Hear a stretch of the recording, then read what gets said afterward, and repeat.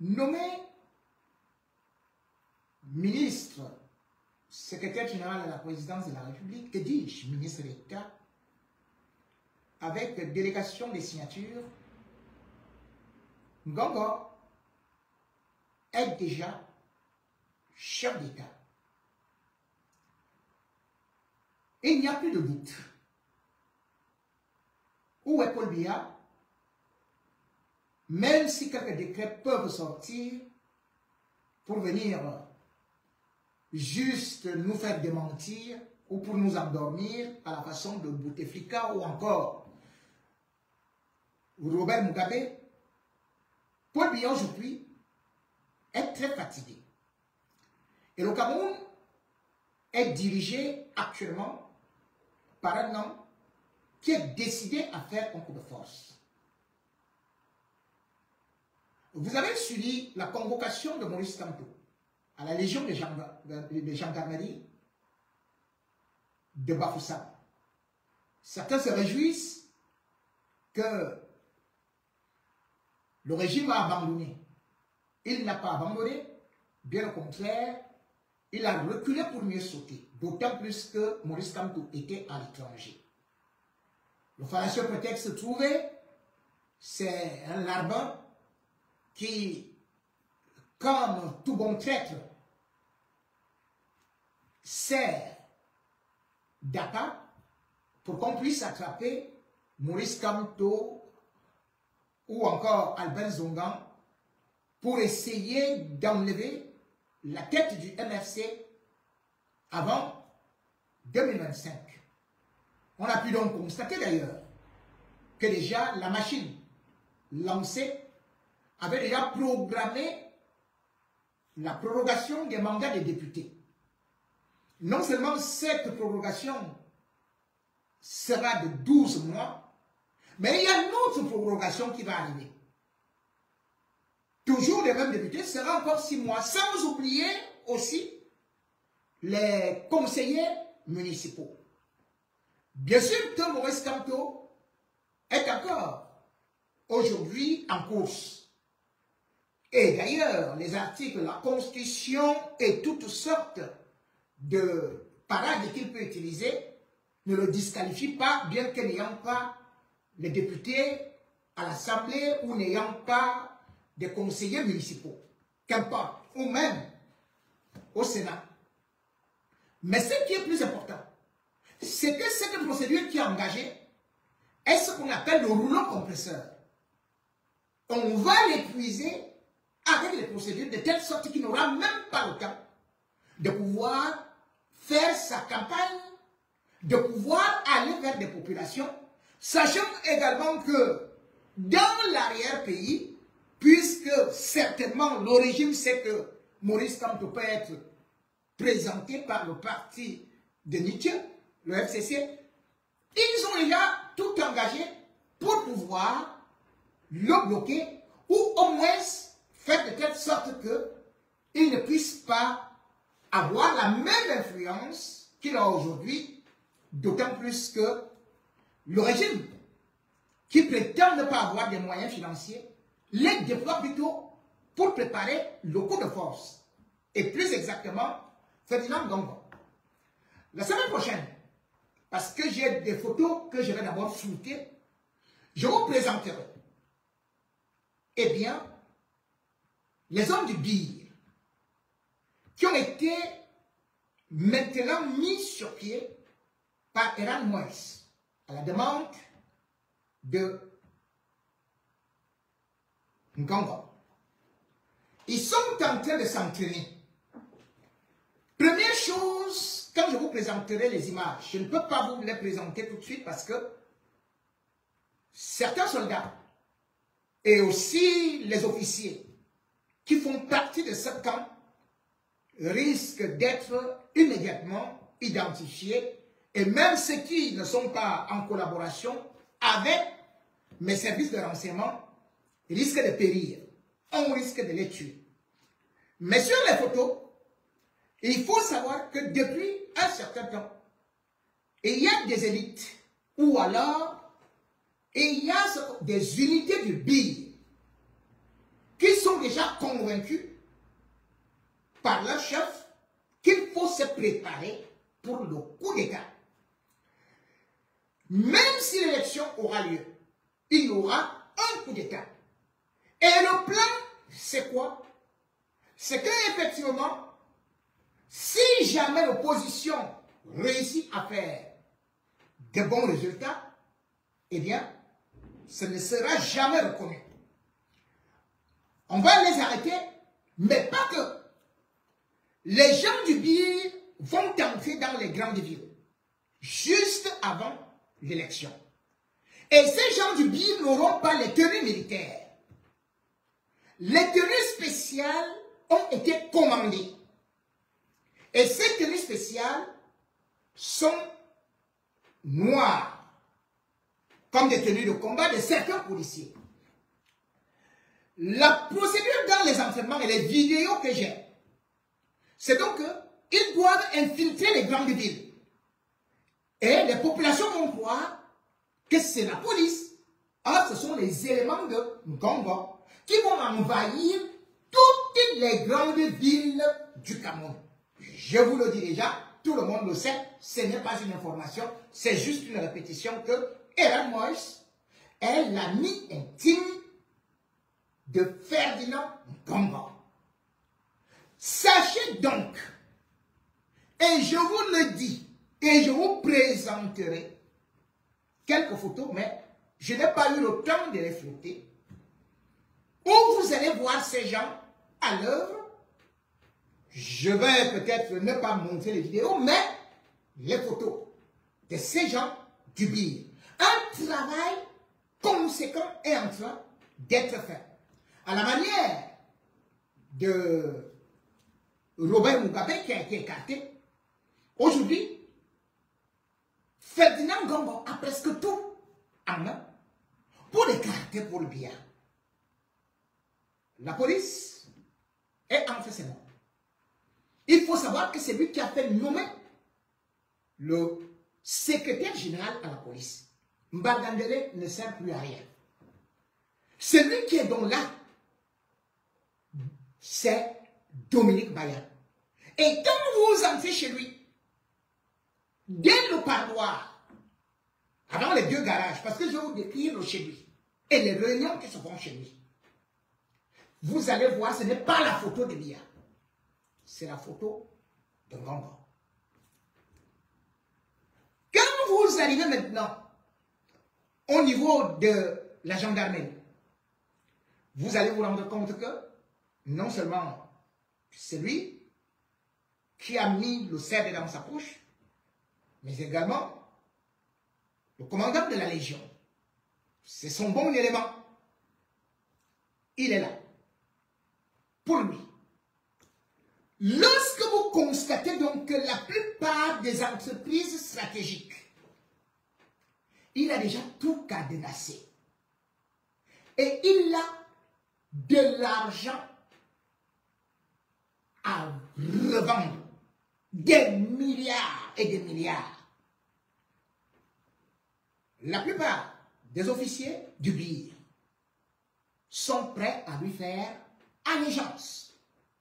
Ferdinand Ngongo ne s'amuse non plus. Il est le vrai chef d'État en ce moment. Paul Biya est juste là, présenté comme un jouet, comme un épouvantail. Mais qu'on sache, et que l'opposition le sache, que Ngongo aujourd'hui gère le pays comme il le veut. Et le pays va à volo. Parce que le Cameroun, toujours par des métaux. Parce que non seulement il s'est tissé des relations avec quelques mercenaires israéliens qui peuvent être là, mais surtout également, il a un grand réseau, pas seulement aux États-Unis, où ça commence à faire ceci, mais il a réussi à établir maintenant un autre réseau avec la Russie. Depuis un certain temps, vous avez constaté que la communauté internationale se plaignait des comportements du Cameroun, et encore que Paul Biya lui-même était parti rapidement voir Vladimir Poutine. Il est parti, mais en arrière-plan, Ngongo est là. Et là, le 11 juillet 2024, c'est un véritable incident diplomatique. Parce que le Cameroun vient d'entrer en guerre. Et pas de la bonne manière, puisque un bateau camerounais a été arrêté, mis aux arrêts, et a été obligé d'accoster par les forces ukrainiennes. Et ce bateau était déjà surveillé, était déjà contrôlé parce que le G7 avait déjà donné les avertissements au Cameroun par rapport au fait que, suite aux sanctions internationales, la Russie a été pratiquement mise sous embargo par les pays occidentaux. Certes, les pays africains continuent à travailler avec la Russie, mais ce n'est pas comme le Cameroun. Les pays de l'AES le font ouvertement. Et là-bas, c'est des jeunes militaires qui sont arrivés au pouvoir. Mais l'incident qui vient de se passer va encore mettre le Cameroun très à mal, puisque la saisie de ce navire, USCO, MFU, à bord, qui était là, le capitaine, c'est un Azerbaïdjanais. Qui l'a recruté? Et à l'intérieur, on a aussi trouvé plusieurs identités différentes en dehors des Camerounais.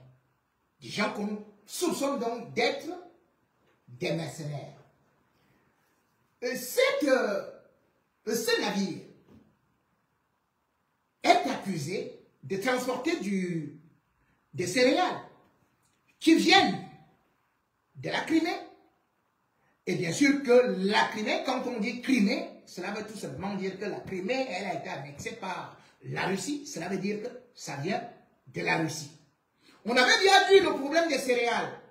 De la Russie qui avait offert des céréales, dit-on, à la République centrafricaine. Ces céréales sont arrivées à Douala et on ne sait pas ce qui s'est passé puisque subitement, au lieu que les céréales aillent jusqu'à Bangui, on a dit finalement que c'est le Cameroun qui devait revendre ces céréales à certains commerçants et puis reverser de l'argent aux paysans ou alors à ceux à qui ces céréales étaient destinées.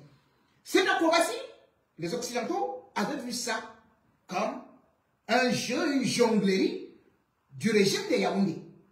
Et ils ont donc mis le régime de Yaoundé sous surveillance. Dans la mesure où le Cameroun s'est distingué par ce que l'on appelle les bateaux fantômes. Les bateaux fantômes, le Cameroun en dispose presque 200. Aïdolou, il avait créé Kamchik pour mettre le Cameroun en haut, comme on dit. Mais Biagui, il a récupéré. Et aussi avec d'autres puissances. Certains bateaux qui ne peuvent pas être immatriculés dans des pays sérieux. Et ces bateaux sont immatriculés au Cameroun, ne respectant même pas la loi. Donc 200 bateaux fantômes sont identifiés au Cameroun. En 2023, et plus exactement, je crois en novembre, on avait déjà arrêté un bateau camerounais, justement, dans les eaux du Danube. Et ce bateau avait, je crois, 3000 tonnes de céréales. Et ça avait donné l'alerte aux pays occidentaux. Maintenant, le cargo qui battait dans le pavillon au Cameroun et qui venait de la Crimée avait non seulement 12 membres, mais il était entré au port de Sébastopol. Il allait en Turquie. Il allait en Moldavie. Il allait en Moldavie. Mais qu'est-ce que le Cameroun va faire appel très tôt. Le régime Biya, qui justement est reconnu dans le trafic du pétrole, l'affaire Glencore est là, utilise donc également ces bateaux fantômes pour écouler l'or noir russe. L'or noir, c'est-à-dire le pétrole russe, au coût de 60 $ le baril. Voilà le travail de Ngongo, notre président de la République, notre président masqué, notre président de la mafia. C'est facile de dire que nous sommes un pays souverain, mais les grandes puissances occidentales, lorsqu'elles vont se mettre contre le Cameroun, puisque là le Cameroun vient d'entrer en guerre, puisque le Cameroun est en train d'aider officiellement aussi la Russie et qu'il y a déjà beaucoup d'autres éléments et que le Cameroun n'a même pas respecté justement ce qu'on peut dire les articles qui concernent les lois maritimes. Le pays du G7, c'est quoi? États-Unis. C'est-à-dire que voilà les pays qui sont déjà en train de mettre le Cameroun au banc de touche. L'Allemagne. Le Canada. Quoi? La France. L'Italie. L'Union européenne même pour dire clairement, plus l'Australie. Angleterre, comme j'ai aussi dit.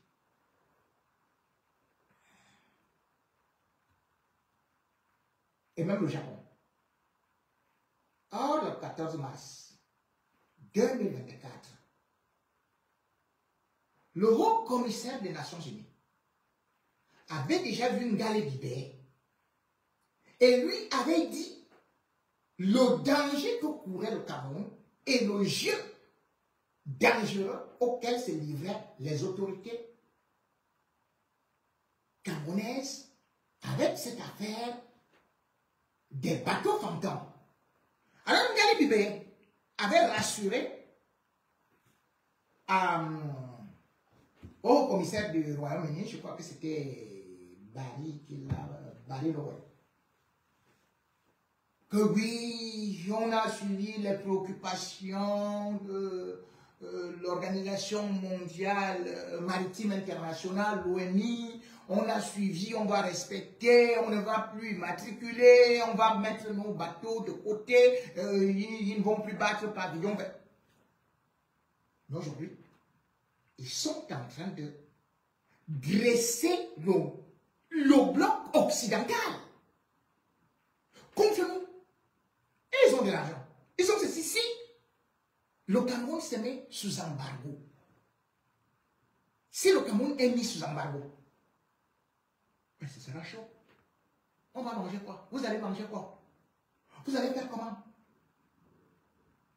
Donc oui, il a envie que tout soit déstabilisé actuellement au pays.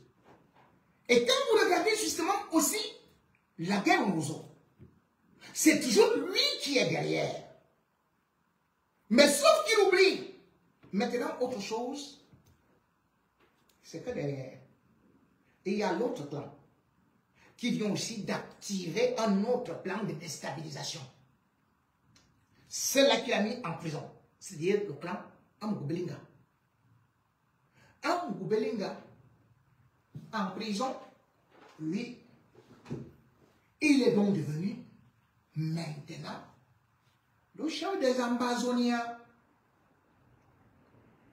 Puisque le plan de reconstruction n'a pas été fait et puisque aujourd'hui il est en prison et qu'il voit que le procès patine, eh bien il a été approché. Vous savez que là-bas, lui il a son... Voilà. Il a son parloir. Et dans ce parloir, depuis un certain temps, non seulement il est avec l'ancien président de l'Amazonie, Ayub Tabé, mais au-delà de ça aussi, pendant la nuit, il y a des réunions qui se font là-bas avec Ekweko. L'objectif donc maintenant, c'est qu'ils doivent financer les Amazoniens. Et c'est Amadou Belinga qui a donc accepté de faire ce travail. Pour que les Amazoniens, même s'ils peuvent venir jusqu'à Yaoundé, jusqu'à Douala, avant 2025, que ça date. Peut-être aussi, à la façon qu'on a vu une évasion au niveau de la prison des terroristes au Niger, que les Amazoniens réalisent cette opération-là. Il y a de cela quelques semaines, le Zonglo des Zonglo, alias Pablo Escobar, a fait nommer à Vision Finance, non loin de la DRPJ, l'un de ses éléments clés, Fouda Abega. Il le nomme là-bas, sous prétexte qu'il y a eu un soi-disant détournement. En fait, c'est les premiers décaissements. 100 millions sont partis des comptes de Vision Finance. Et puis ça a bifurqué vers une autre banque. Tantôt on dit que c'est la BICEP et on dit que c'était une erreur. Mais sauf que cet argent a été récupéré. Cet argent a été récupéré en espèces. Et cet argent est là pour les équipements. Comme Gombo, lui, il achète les équipements actuellement. Comme lui, il est en train de préparer le terrain. Eux, maintenant, ils ont anticipé de créer une véritable rébellion. Et puisque les Amazoniens, ils sont prêts et qu'ils n'ont pas de financement, parce que c'est très difficile aujourd'hui, c'est donc le Zonglo des Zonglo qui est devenu aujourd'hui l'homme clé. Comment pouvait-on, au Cameroun, mettre à la prison principale de Yaoundé une prison qui n'a qu'une seule porte? On met les Amazoniens, on met Boko Haram, on met le Zonglo des Zonglo, qui avait déjà un projet de déstabilisation du Cameroun à travers les mercenaires de Wagner. Et Ouattara Bangala en colère. Et vous mettez aussi le chef de renseignement. Ekweko. Mais on a vu les civils qui ont été enfermés au sel. Comment on peut me dire que des hommes aussi dangereux, les hommes qui ont réussi à mobiliser les agents de renseignement du contre-espionnage pour aller tuer Martinez Zogo, comment peut-on imaginer qu'ils vont rester tranquilles en prison en attendant les renvois? Parce que dernièrement, il y a eu un renvoi encore. Et le renvoi est là jusqu'à la Cour suprême. Mais entre-temps, les gens n'ont pas vu l'attitude du Zonglo des Zonglo. Que d'ailleurs, quand il arrive au palais, il devient le véritable patron. Mélissa d'ailleurs a été rappelée à l'ordre parce que elle qui est maintenant avec, bien sûr, monsieur le secrétaire général. On m'a dit qu'ils ont changé la maison. Ils ne vont plus à Essomba. Je suis au courant, hein. D'ailleurs, je sais que tu as changé la position avec Mélissa. Ce n'est plus là-bas, à Essomba. Mais je vais te dire là, ils sont maintenant. Je suis aussi au courant là que tu as changé tous les gars de la police là, qui étaient des unités spéciales. Et que lundi, il y a eu une prise de service des nouvelles équipes. T'en fais pas, tu vas les changer 100 fois. Mais je saurai ce qui se passe chez toi. Donc, Mélissa, quand tu vas repartir là, pour aller faire ton pédaler là, mais c'est quand dis quand même à Baya, vraiment d'acheter la nouvelle crème, les nouvelles crèmes là, parce que vraiment, Quand j'étais vu là au tribunal, avec vraiment déjà les noirs partout ici, là, ce n'est que le petit visage qui brille maintenant là. Je sais que le Zonglo t'a dit de ne pas avoir peur, que ça va se régler maintenant. Mais moi, j'informe donc le chef d'État, Ngongo. Oui, parce que ce n'est plus bien. Avec la première dame Chantal Bia, quand vous viendrez vous trouver là-bas, avec les Amazoniens, ce n'est pas comme tout que vous devez calculer. Hein. J'ai dit que ces hommes-là avaient écho. Mais vous vous amusez? Écho était en Russie. Il était en Russie. Quand tu traînes avec la Russie, tu ne connais pas la Russie plus qu'écho. Tu ne connais pas la Russie plus qu'Amoubelinga qui acceptait avec Wagner, qui acceptait avec Touadéra, et qui lui donnait les informations, lui-même il a reconnu cela. Alors, son avocat, Tchunga a reconnu que oui, effectivement, nous, on était tout simplement là pour prendre des informations au niveau de la frontière. Donc, je vous dis que le coup que vous attendez là, pendant que les autres sont en train de calculer, qu'ils vont récupérer le pouvoir en 2027, qu'ils vont entrer à Yaoundé avec des uniformes pour se faire confondre à la police. Ils sont en train de faire des entraînements pour voir l'infiltration et tout et tout. Que de l'autre côté, on est en train de se préparer et correctement et que l'argent est déjà parti. 100 millions sont partis. Si vous voulez, allez d'abord vérifier dans les comptes. Et vous allez dire, pourquoi est-ce que c'est maintenant que Foudabega est là-bas, grosse tête, tête carrée, comme on l'appelle souvent. Parce qu'il y a des choses qui sont en train de se préparer. D'autant plus que, bien évidemment, c'est quoi qu'il y a lui-même qui avait dit ça, non? Il avait dit que lui, en 2020, il donne un rendez-vous dans une vingtaine d'années. Vous le voyez encore? Lui, c'est le prophète. C'est le prophète qui lui avait donné rendez-vous dans une vingtaine d'années. Donc, vous voyez que quand il est là, qu'il est encore là, il n'est plus là. Chantal Biya est déjà là et tout et tout. Et quand ils font des réunions, ils disent que, effectivement, c'est Ngongo actuellement qui veut faire qu'il soit bloqué en prison et qu'ils vont sortir par là.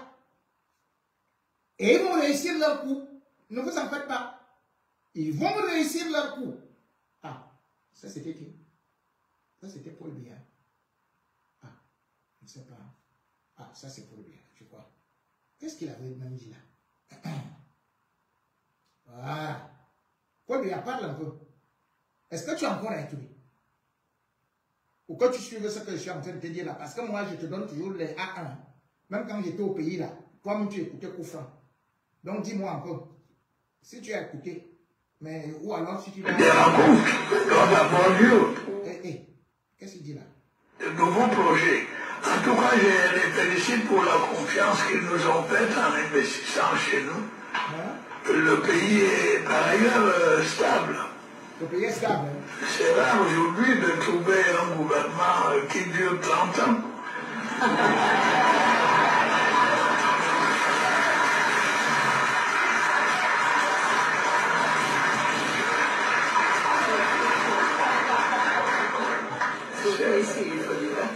C'est le cas du Cameroun. Et puis nous avons mis aussi sur pied des institutions pour combattre la corruption, les détournements des deniers publics, toutes ces dérives qui sont assez embarrassantes dans la marche des économies.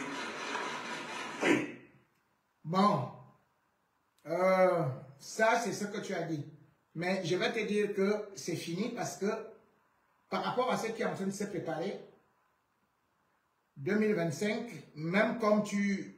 Ouais, papa Paul, même comme tu sais que tu seras toujours là, tu pourras toujours être là, mais ce sera très, très, très compliqué par rapport à tous les plans qui sont maintenant mis en jeu. Et la preuve, c'est que lorsqu'on voit ce qui se joue au palais d'études, lorsqu'on voit les dérives de Brenda Biya, lorsqu'on voit le libertinage et surtout lorsqu'on se rend compte des divisions au niveau des camps, on se dit, Paul Biya est vraiment dans le sale drap. Mais cependant, comme dans tout régime, lorsque le déclin arrive, la dépravation des mœurs commence et c'est alors l'oblat de la fin.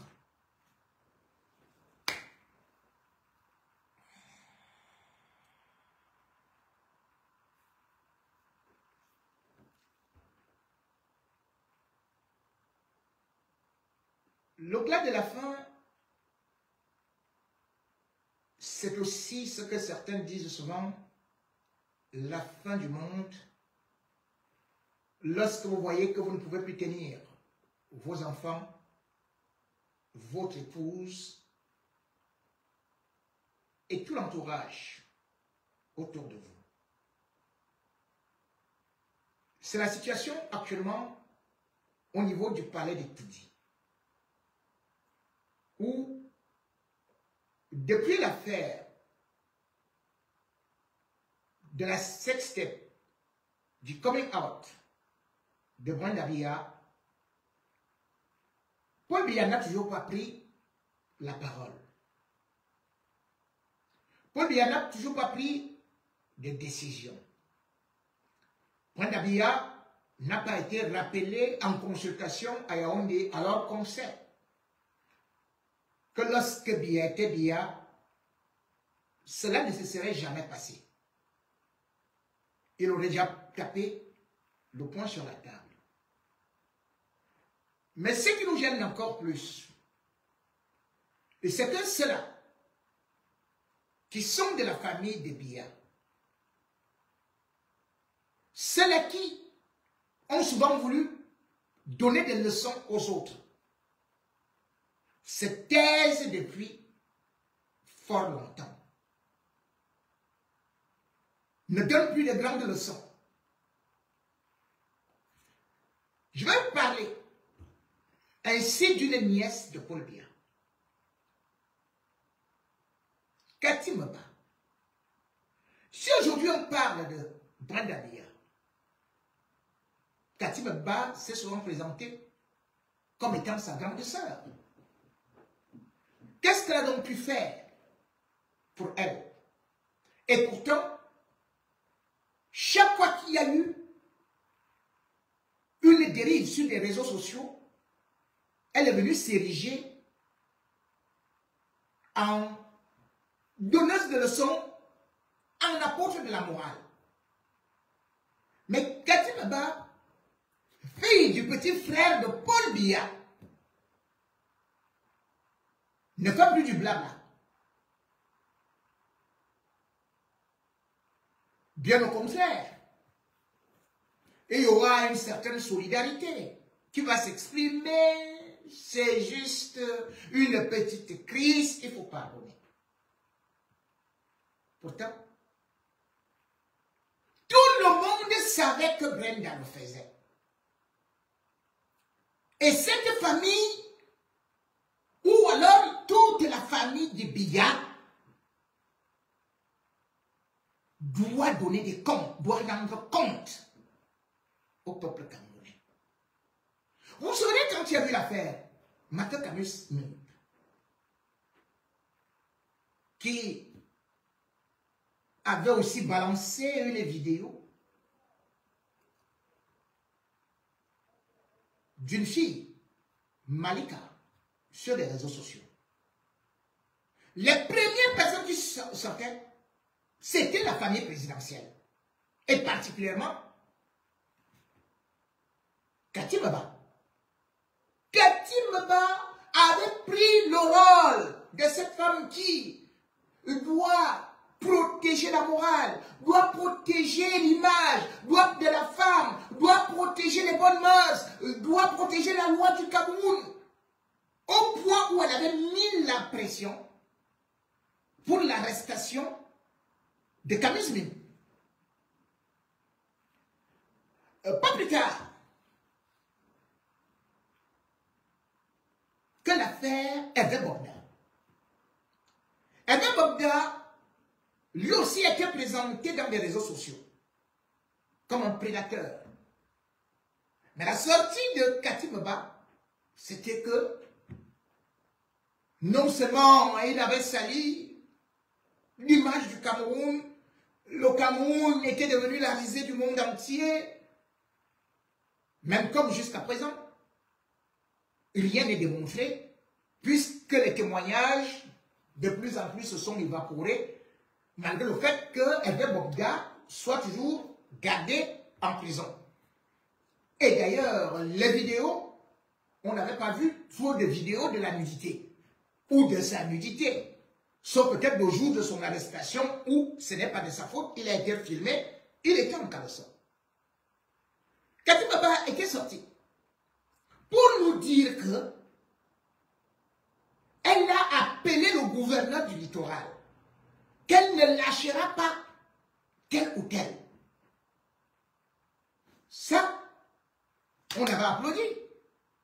Puisqu'on se souvient que la même Kati Baba avait fait des sorties incendiaires en 2022. La CAN se joue au Cameroun. Quelques influenceuses sont conviées à la fête par le directeur du cabinet civil. Elles vont prendre l'avion, vont arriver au Mont Fébé, elles ne sont pas nues. Elles sont en maillot de bain, même si certaines vont dire qu'elles veulent, qu'elles sont des amantes du chef de l'État en blaguant, mais elles étaient en maillot de bain.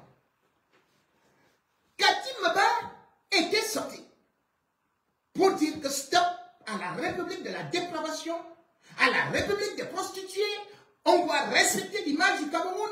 C'est très très grave ce qui vient de se passer.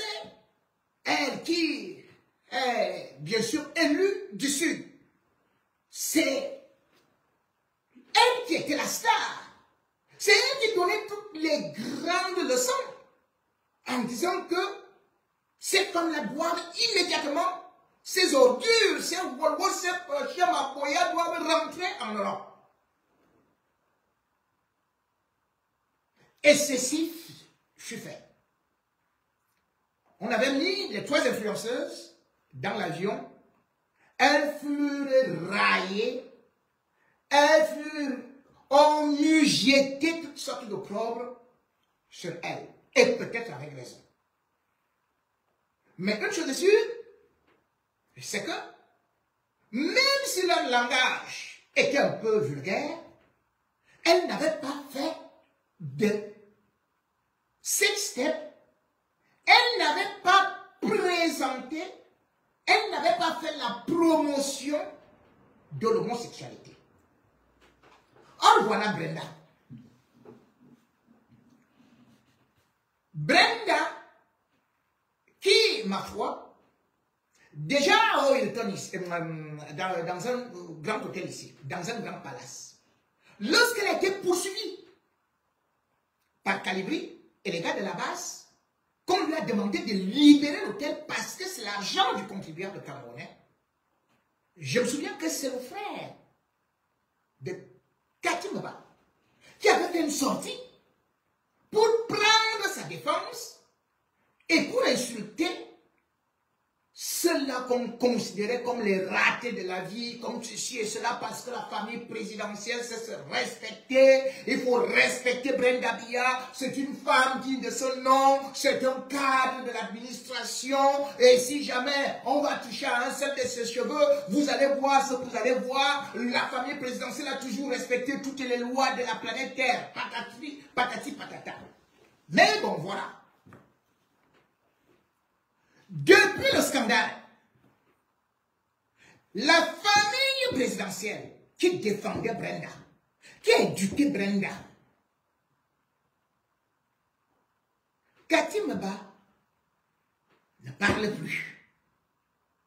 Kati Meba ne critique pas l'attitude de Brenda. Donc, nous sommes dans un pays de passe-droit, que vous étiez là pour mettre les autres en prison, soi-disant qu'ils piétinent les lois du pays. qu'elle salisse l'image du pays. Que ce n'est pas ce que Paul Biya a appris aux Camerounais.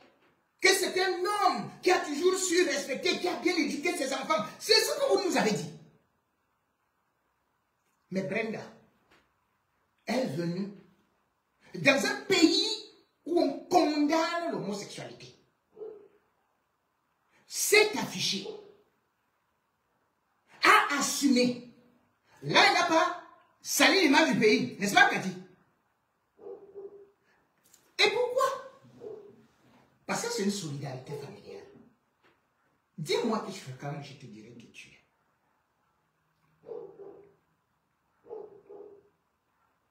Pourquoi toi, Cathy Baba, tu ne peux pas parler de ça? Parce que toi-même, tu sais ce que tu fais aussi avec d'autres femmes.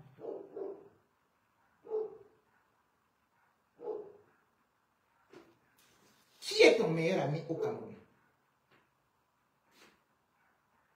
Ce n'est pas ton copain qui est Lélé Sandra, qui est le boxeur. Ce n'est pas lui.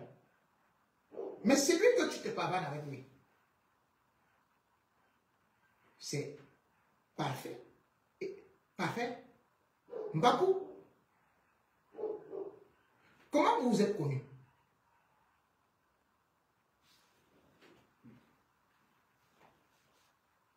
Il t'appelle même maman.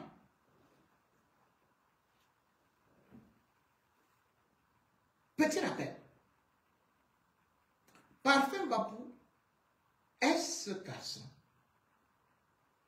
qui a été le premier à faire le coming out au Cameroun en disant comment est-ce qu'il a été défoncé par le ministre Grégoire Ouna.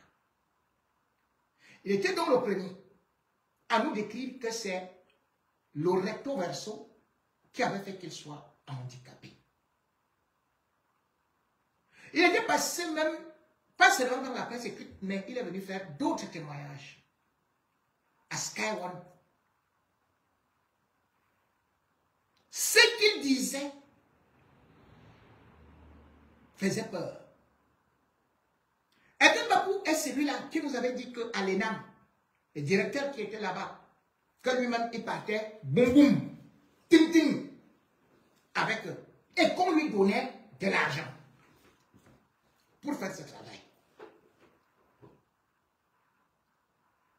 Mais pourquoi est-ce qu'elle traîne, il traîne avec toi? Pourquoi est-ce qu'il traîne avec toi? Ce que Brenda fait, la vulgarité qu'elle affiche, et les dépenses et tout ça, c'est le même comportement. Edem Bakou ne travaille pas. Il est actuellement en cellule. Qui l'a mis en cellule? C'est le général Fouda. Il a fait comment pour connaître le général Fouda?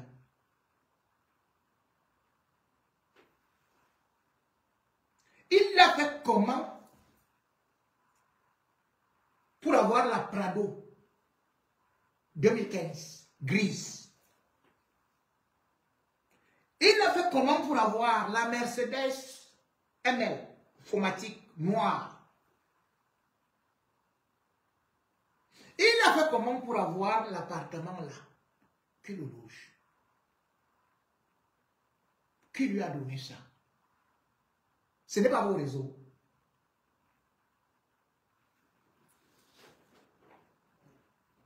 Une grande dame donc comme toi, de grande famille, de grande moralité, comment se peut-il que quand vous partez au FEMUS, tu pars au FEMUS avec qui? Avec Edem Bakou, non? Vous vous asseyez, là il y a les carrés VIP. Les carrés VIP là. Vous buvez le Don Pérignon là-bas, non? Tu signes. Rends-moi, c'est bon.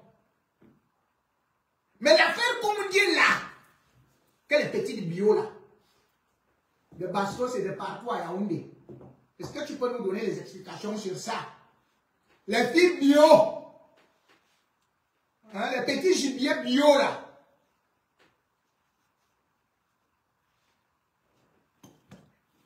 Est-ce que tu peux nous donner des explications sur ça?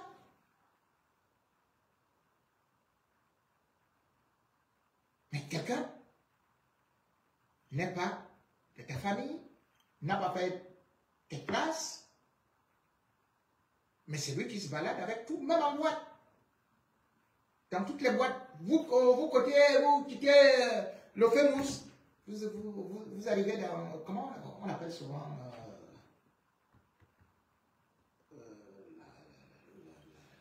en boîte là, étude, je sais pas. Ce qui se passe au Cameroun, parce que vous êtes derrière le réseau de la légalisation de l'affaire là. C'est quoi qui a parlé ça comme ça? Il faut dire la vérité. Le même Hervé Bakou, il ravitaille toute la famille Bia. Il faut qu'il cite les noms. On ne doit pas citer les noms des enfants d'autrui. Mais je dis tout simplement que lorsque vous engagez ce que vous avez engagé là, il faut donc assumer et non continuer à vous cacher avec des doubles vies, avec des ceci et cela. Et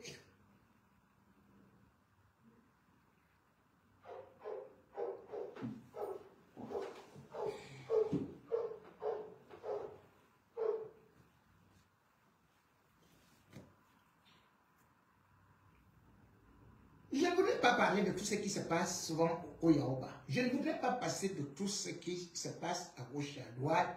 Oui, peut-être que ton côté positif, c'est que parfois tu prends quand même quelques sacs de riz là, tu vas donner voilà, aux orphelinats, on te filme. Mais Brenda, elle ne fait même pas ça. Elle utilise l'argent du contribuable camerounais pour dépenser dans ces réseaux qui existent dans votre famille a été dit. Depuis des lustres. Et que vous voulez maintenant imposer au peuple camerounais, vous nous avez imposé, serrez les ceintures. Vous nous avez imposé le vol. Vous nous avez imposé la corruption. Vous nous avez imposé la guerre aux oiseaux. Vous nous avez imposé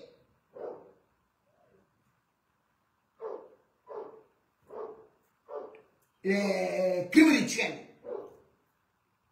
Là, maintenant, vous formez un gang et vous voulez imposer ça comme un véritable trophée que vous voulez offrir à tout le peuple camerounais.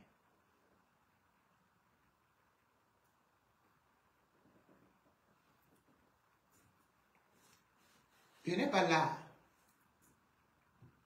de m'engager souvent dans un certain nombre de choses, mais tout ce que je vais dire, c'est que comme la fin d'étape de ce gouvernement est maintenant là, l'affaire Brenda Bia vient tout simplement vous montrer, démontrer tout ce qui était caché au palais d'étudier. Beaucoup de choses vont encore sortir. Quand vous voyez que c'est écrit dans certains livres, et j'ai mis l'audio de Charles Atebaye qui vous dit qu'elle étudie. On couche avec les cadavres, on couche avec les chiens, on fait ceci avec cela. Vous croyez que c'est des blagues? Le satanisme, c'est au haut niveau. Et ce n'est pas seulement un petit réseau. C'est qu'on veut perpétuer une forme de rituel par lequel tous les Camerounais doivent désormais passer. Mais Ali Bongo et son épouse avaient tenté. Ils n'avaient pas réussi. Et il faut savoir que vous n'allez pas réussir. Il faut savoir que les Camerounais ne sont pas prêts à vous suivre. Et pour commencer, il faut d'abord aller libérer un Mbappé. Ton ami si adoré. Parce qu'actuellement, vous êtes dans des luttes de clans. Mais vous oubliez qu'au dernier moment, ce n'est pas le peuple que vous allez offrir. Vous allez vous manger entre vous. Vous voyez ce qui se passe actuellement? Est-ce que vous savez que Ngongo est en train de convoquer Laurent Esso, ministre de la Justice? Parce que tous les crimes qui étaient dans les placards et tous les cadavres vont sortir. Et pourquoi Ngongo convoque actuellement Laurent Esso? C'est sur l'assassinat qui s'est passé en 2014 en Algérie. Albert Ebossé. Il a été assassiné le 23 août 2014 en Algérie. Quand il est assassiné, c'est toujours les règlements de compte dans leur réseau de marche arrière. Mais Albert Ebossé, lui, n'était pas dans le réseau de marche arrière. C'était plutôt le neveu de Ahmed Ndouka. Ndouka Gilbert plutôt. Ndouka Gilbert, c'est l'ancien directeur du Crédit Lyonnais. Un type qui a fait exactement les mêmes choses avec Laurent Esso. Comme vous voyez les hommes de Bellingham qu'on sort là. Bellingham nous montre tout simplement que ces gens-là, ils ne font que ça. Donc, le Ndouka Gilbert et Laurent Esso sont maintenant cités dans l'assassinat d'un Camerounais, d'un joueur international de la JS Kabylie. Vous vous souvenez de cette histoire-là? Lorsque on vous avait dit qu'il était avant-centre, il n'avait que 24 ans. Il va tomber. Et le président de la JS Kabylie, un grand mafieux qui, curieusement, traitait avec le régime camerounais pour des règlements de compte. Il avait dit que le joueur camerounais avait glissé sur une plaque d'eau. Et par la suite, il a dit qu'il avait fait un arrêt cardiaque. Bref, ça ne tenait pas. Puisque lorsque le corps va arriver au Cameroun, justement, en septembre 2014, il y aura une autopsie qui sera faite. Et de cette autopsie, on va découvrir qu'il y a 5 lésions, que le bas le bas crânien, que l'os s'était déplacé, c'est-à-dire que on avait frappé soit avec le gourdin, soit avec des matraques, et puis il y avait un objet tranchant, c'est-à-dire le couteau qui avait été défoncé. Et l'autopsie va surtout rappeler, parce que l'autopsie est pratiquée par par Dr Mouna et Dr Fouga. L'autopsie va révéler que le joueur camerounais avait été mobilisé par le bras et qu'il y a eu un déboîtement. Donc c'est la contre-expertise. Le corps était... Lorsqu'on va découvrir cela, ils l'ont caché, hein? Lorsqu'ils vont découvrir cela, ils vont envoyer l'autopsie. Ils vont remettre l'autopsie auprès de l'ambassade d'Algérie à Yaoundé.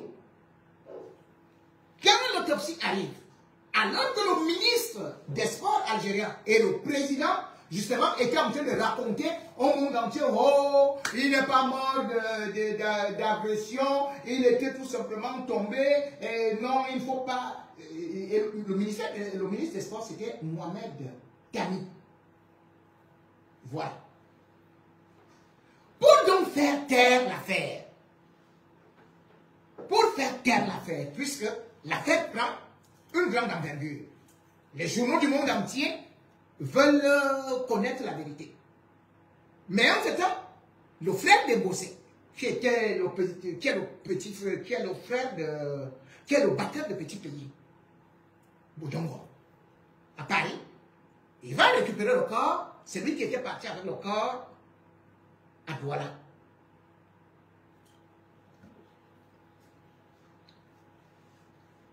La famille veut poursuivre l'affaire. Mais le gouvernement algérien, par le truchement du ministère des Sports, va contacter l'État du Cameroun. Et qui on contacte? Bellingham.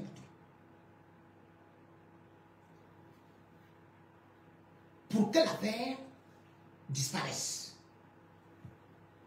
Mais l'affaire, c'est que le gouvernement algérien va faire débloquer 3 milliards pour la famille des Bossé. Mais les 3 milliards, qu'est-ce qu'on va faire? Bellingham contacte Laurent Esso. Laurent Esso, lui, contacte Gilbert Doka, qui est l'oncle de Albert Ebossé. Entre-temps, il bloque d'abord de l'argent.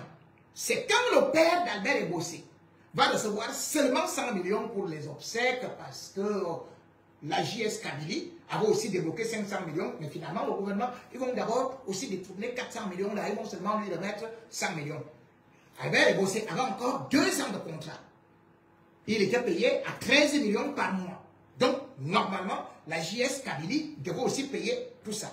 Il est enterré. Et ils se disent que l'affaire est enterrée. Et on dit qu'on a dédommagé tout le monde, qu'on aurait même donné au père de Gilbert Doka 800 millions. Mais le problème, c'est quoi? C'est qu'entre-temps, Ngongo tombe dans des problèmes ou alors la mésentente commence avec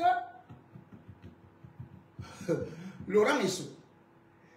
Et entre-temps également, il y a un journaliste français qui engage l'écriture d'un livre sur l'assassinat, les dessous de l'affaire Albert Ebossé. Pour l'instant, il est bloqué en Algérie. Hein.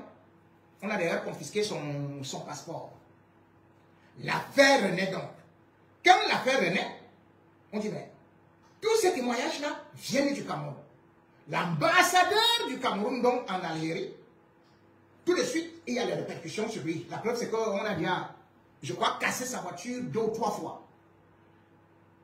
L'ambassadeur dit, dis donc, Ngongo, je suis menacé ici. Les gens là, Laurent Esso, ils ont bouffé tout l'argent là. Et c'est maintenant moi qui suis menacé que c'est moi qui fais que l'État du Cameroun vende la mèche et que l'affaire recommence au point zéro. Voilà donc où l'affaire vient de renaître. A-t-on remis? Qui a pris les 3 milliards? On se retrouve donc, quand on est en train de parler qu'il y a plusieurs personnalités, je vais y revenir plus en détail pour vous dire qui a pris quoi, qui a pris quoi, qui a pris quoi. Et surtout, l'affaire aujourd'hui crée des remous diplomatiques entre le Cameroun et l'Algérie. Ngongo a donc actionné, je crois le colonel Nfoumou, au niveau de la Légion, pour qu'une enquête soit ouverte. Et cette enquête, c'est maintenant complicité d'assassinat. Donc là-dedans, il y a Laurent Esso en tête, qu'on soupçonne que c'est lui qui est le commanditaire de l'assassinat de Albert Ebossé, là-bas en Algérie. On lui a déjà remis la convocation. Va-t-il répondre à cette convocation? On a déjà aussi remis même au médecin pour qu'il soit entendu. C'est donc une histoire, comme j'ai dit, le pouvoir, le régime Biya est en train de nous montrer de toutes les couleurs et de toutes les magouilles. Ils sont en train de dire qu'il faut peut-être aussi aller interroger Bellingham Boutou. Mais Bellingham Boutou, selon les témoignages, lui avait pris de l'argent, même s'il a aussi gardé sa part, mais il avait remis cet argent à Laurent Esso. Voilà donc la République des grands bandits, la république de la mafia, la république du sexe, la république où les règlements de compte sont à l'infini, la république où il n'y a malheureusement plus Paul Biya capable de reprendre le jeu, de reprendre la main et surtout de pouvoir calmer le feu qui est en train de se jouer actuellement. Chacun doit donc rester avec son petit sac de riz, un peu d'huile, parce qu'on ne sait jamais de quoi demain sera fait, parce que Sodome et Gomorrhe, ou encore la fin de l'ère Biya approche et il y aura beaucoup de sang.